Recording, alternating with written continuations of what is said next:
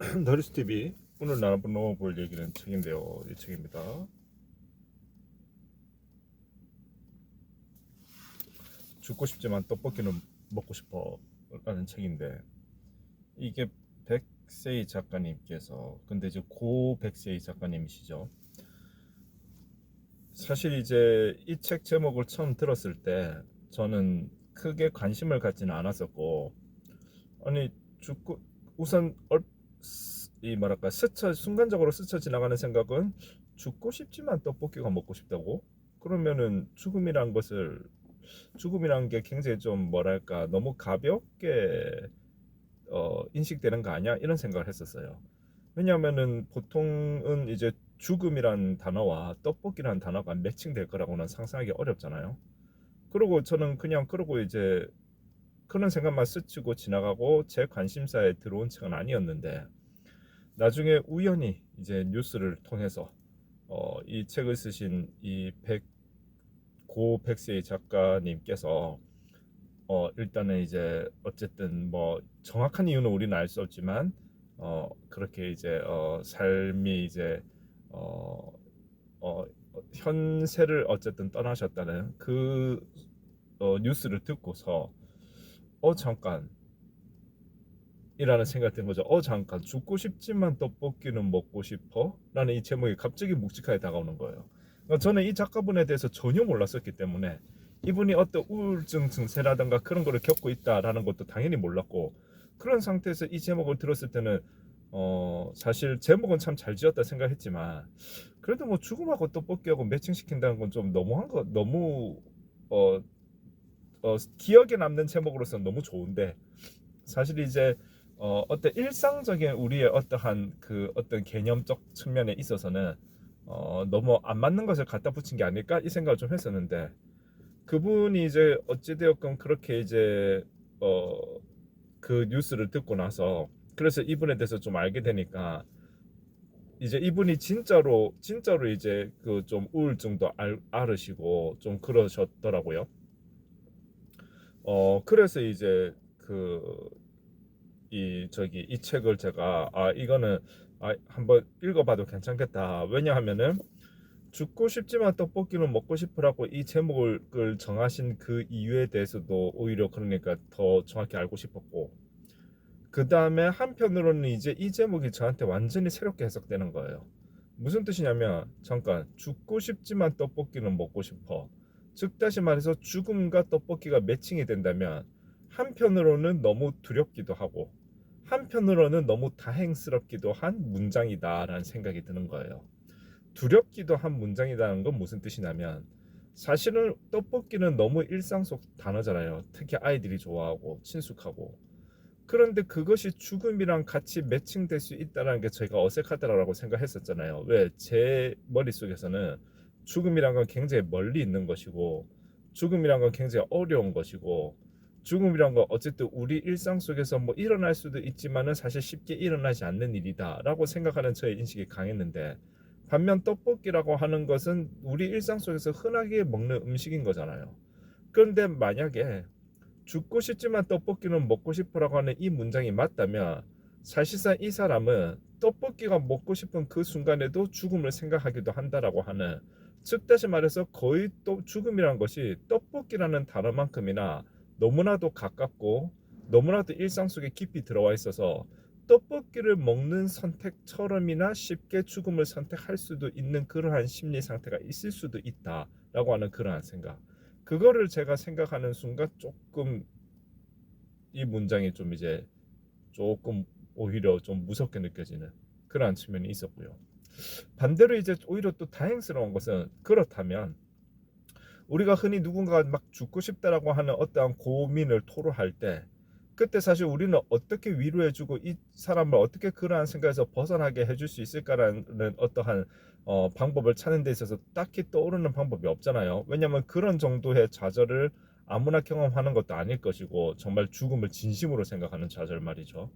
그 다음에 사실상 우리가 생각하는 그런 정도의 좌절을 경험한다라고 하는 것은 역시나 깊은 좌절이라는 생각 때문에 그것을 떨쳐나오게 하는 것까지도 굉장히 쉽지 않은 무언가가 있어야 된다라고 하는 그러한 측면 그래서 사실상 어떠한 죽음을 생각하는 정도의 어떠한 고민을 마주한 사람을 우리가 어떻게 쉽사리 그 생각에서 벗어나게 해주기는 어렵다는 인식이 있는데, 의외로 죽고 싶지만 떡볶이는 먹고 싶어 이 문장을 본다라고 할 것 같으면, 즉 다시 말해서 죽고 싶다라는 욕구도 있지만 떡볶이가 먹고 싶다라고 하는 욕구도 함께 있다는 거잖아요. 떡볶이가 먹고 싶다라고 하는 욕구가 함께 있다라고 하는 거는, 이거는 분명히 살고 싶다라는 거잖아요. 먹는다는 거는 산다는 걸 의미하게 될 테니까.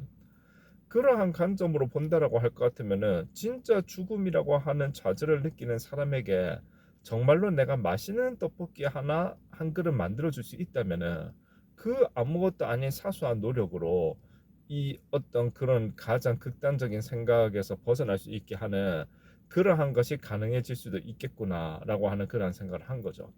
그러한 측면에서 이 제목은 저한테 두 가지, 하나는 참 의외로 무섭기도 하다라는 생각과 더불어서, 하나는 오히려 다행스럽기도 하다, 떡볶이 한 그릇으로 사람의 목숨을 살릴 수도 있겠다라고 하는 그러한 생각을 하게 된 거죠. 그래서 이제 읽게 된 거고, 근데 이 책의 1권, 2권이 있더라고요. 근데 일단 저는 1권만 읽어봤고 2권은 아직 읽지 못했습니다. 근데 1권을 읽어보니까 이 책은 정말 작가가 진짜 솔직하게 썼구나. 그러니까 작가가 자기 서문에도 밝히고 있는데, 책을 쓰고 나니까 본인이 다 쓰고 났더니 의외로 스스로 자기 검열을 하고 있더라라는 얘기를 했고, 그래서 아예 그런 거 없이 진짜 내가 책까지 쓰기로 했었으면, 마음을 먹었으면 진짜 날 것을 그대로 쓰자라고 하는 그러한 생각을 다시 했더라고 하거든요. 그래서 이게 그런지는 몰라도 진짜 날 것입니다. 그러니까 이 작가가 내 글을 누군가 읽을 수도 있으니 나라는 사람을 좀 포장해야지라고 하는 느낌 없이 정말로 날 것으로 썼다라고 느껴져요.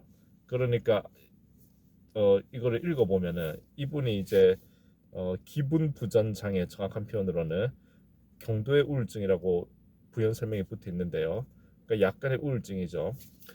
이러한 걸 앓고 있는데, 사실상 이제 저 같은 경우에는 이런 뭐 우울증을 알았다.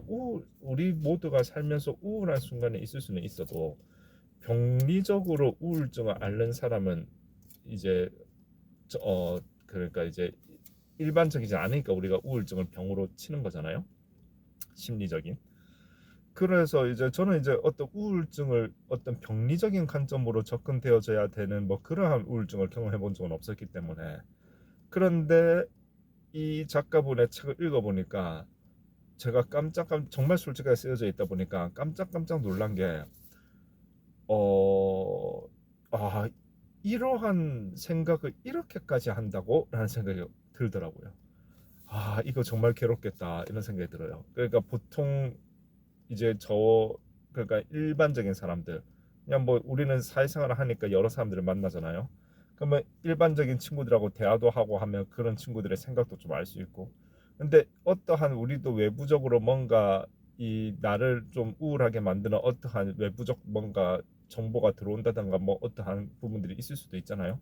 근데 그런 거는 우리는 다 툴툴 털고 가는 거잖아요. 그리고 뭐 남의 시선을 신경 쓴다고는 해도 뭐 어느 정도 신경 쓰는 거지, 그걸 가지고 막 어떻게 했을까, 뭐 내가 그때 어떤 표정을 지었을까, 이걸 엄청 신경 쓰는 건 아닌데, 이분은 때로는 그 어떤 녹음까지 해가지고 집에 돌아와서 그 녹음을 다시 들어봤다는 거거든요. 혹시 자기가 뭘 잘못 반응했거나 한 게 없을까 하는. 그러니까 자기 자신에 대한, 스스로에 대한 신뢰와 확신도 부족한 것이고, 이렇게까지 그런 걸 신경 쓴다고 하는 그런 한 생각을 들게 하는 게 많이 있습니다. 그래서 이게 이러한 증세, 기분 부전 장애라고 하는 거, 경도의 우울증, 가벼운 우울증이라고 여기는 되어 있는데, 그러한 것이 마음속에 늘 장착되어져 있으면은, 그걸 떨궈내지 못한 채 붙어 있으면은, 정말 아무것도 아닌 것까지 그렇게 자꾸 생각하고 해서, 그래서 스스로를 정말 지치고 힘들게 만들겠구나라고 하는 게 여실히 느껴집니다. 그리고 솔직하게 쓰다 보니까 진짜로 어 뭐랄까, 이 책에 나온 이분의 심리 상태가 진짜 걱정이 되더라고요. 그러니까 보통은 이제 읽으면서 그래 뭐 그래도 이분도 잘 그렇게 뭐 극복했나 보다 이런 게 아니라 진짜 걱정되더라고요. 이분의 머릿속엔 도대체 무슨 생각을 하길래 그러한 생각까지 하는 거야? 라고 하는 그러한 생각이 들면서 이 책을 읽으면서 사실상 완전히 저로서는 좀 새로운 어떠한 영역과 마주하게 된 것이다. 아, 이러한 거를 걱정하는 사람이 있구나 라고 하는 생각을 하게 되는 그러한 계기가 되었습니다. 일단 2권은 아직 읽지 않아서 제가 2권까지는 잘 모르겠고 2권도 나중에 읽어볼 건데, 근데 이제 요거 발췌한 거 요것만 읽고 마무리하겠습니다. 아까 제가 얘기한 그 부분인 것 같은데, 그러니까 그 부분과 관련된 글인 것 같은데, 작은 의미라도 라는 타이틀. 지금까지는 나도 모르게 했던 행동인데 내가 늘 비슷한 선택을 하는구나를 인지했다는 것 자체가 치료죠. 이 부분은 아마 이제 정신과 의사가 얘기해 준 거가 되는 부분일 거고요. 이제 이분이 이제 쓴 글입니다. 늘 고통이나 불편을 유난으로 여겼다. 고통 앞에서도 자기 검열이 이루어졌다. 내가 고통을 오롯이 실감하면서도 남들의 눈부터 신경 썼다. 사실 참을 수 있을 정도인데 유난 떠는 것처럼 비치는 게 싫었다. 부끄러웠다. 그래서 부작용 증상조차도 뒤늦게 깨달았다. 나는 늘 스스로 불행하다고 여기고 그게 자기 연민이란 것도 잘 알지만 오늘은 나를 달래주고 싶다. 아파도 아프다고 말하지 못하고 느끼지 못하는, 그래서 몸과 정신이 다양한 방식으로 비명을 지르고서야 깨닫는, 아프다는 명백한 사실도 내 탓으로 만들어버리는 나 자신을. 나는 나에게 늘 관역이다. 상대에게 달려든데도 찔리는 건 결국 내 목. 그래서 남을 핥힐수록 나는 더 큰 상처를 입는다. 그렇지만 어쨌든 내 세계의 중간 지점을 만드는 시도도 하고 부작용 증세도 깨달았으니 의미 있는 한 주. 이렇게 이제 짤막하게 글을 적어주고 있어요.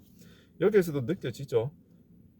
자기의 심리 상태 때문에 남들에게 오히려 상처를 주는 경우도 있는데 그것이 결국에는 자기 자신에게 화살이 되어 와서 그 화살을 맞는 관역은 자기 자신이 된다라고 하는 그러한 내용까지도